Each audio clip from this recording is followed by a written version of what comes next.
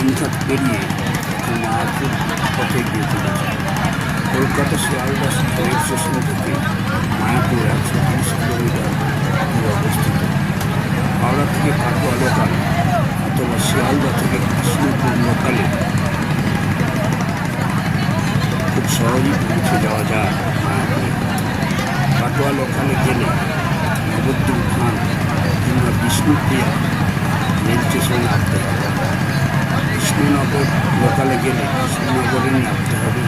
ওখান থেকে টোটো বা অটো ভাড়া করে বিষ্ণুপ্রিয়া থেকে অটো ভাড়া করে লঞ্চঘাট পৌঁছে যাওয়া যায়।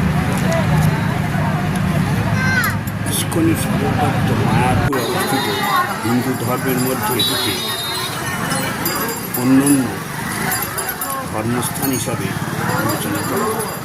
তবে প্রভু চৈতন্য মহাপ্রভু জন্মস্থান হিসাবে গৌড়ীয় বৈষ্ণব ধর্মের অনুসারীদের কাছে একটি বিশেষ তাৎপর্যপূর্ণ। শ্রী চৈতন্যকে কৃষ্ণের অবতার হিসাবেই এই মন্দিরটি স্থাপিত হয়েছিল 1967 সালে।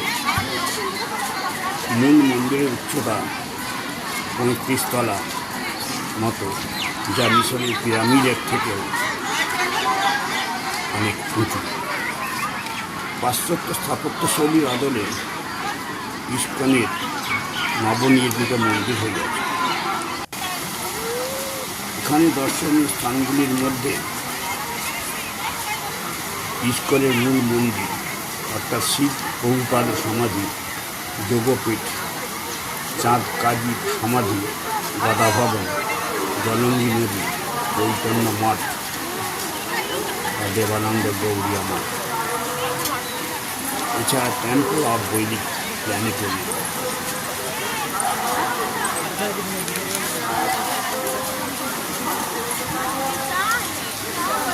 শ্রী শ্রী মঠ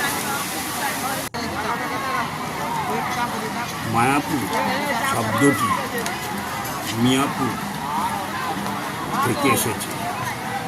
মানচিত্র জরিপ বিভিন্ন সরকারি কাজে মিয়াপুর শব্দটি উল্লেখ আছে। অতীতে এখানে জেলেদের বসবাস ছিল।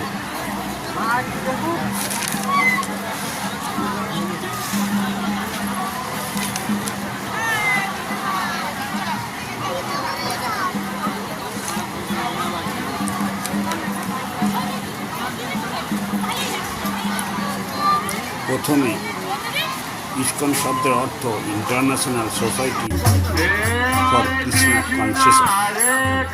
এর উদ্দেশ্য হিন্দুদের ধর্ম প্রচার করা, অর্থাৎ হরে কৃষ্ণ আন্দোলন নামে পরিচিত। মায়াপুর ইস্কনের মন্দির পাশে একটি নির্মাণ মন্দির তৈরি হয়েছে। এই দুটি মন্দির নির্মাণ শৈলী সব বিদেশি স্থাপত্যের অনুকরণ। এখানে খাবারের জন্য টোকেন সিস্টেম পাওয়া যায়। আবার কিছু সংস্থা আছে যারা ফ্রিতে খাদ্যদ্রব্য বিতরণ করে থাকে।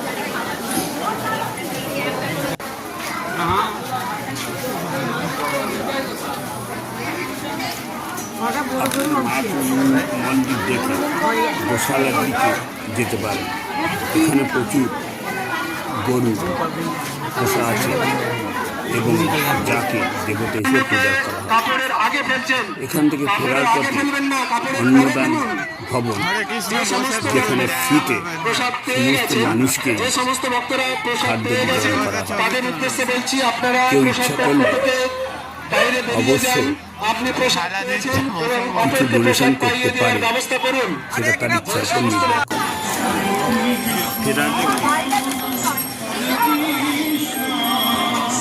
আরও দুটি মন্দির এখানে দেখে নিতে পারে।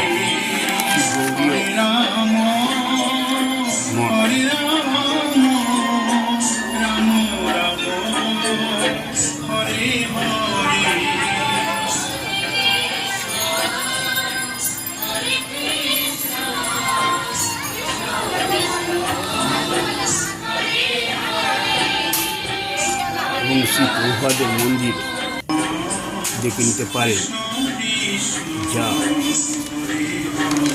মায়াপুরের বিশেষ আকর্ষণ।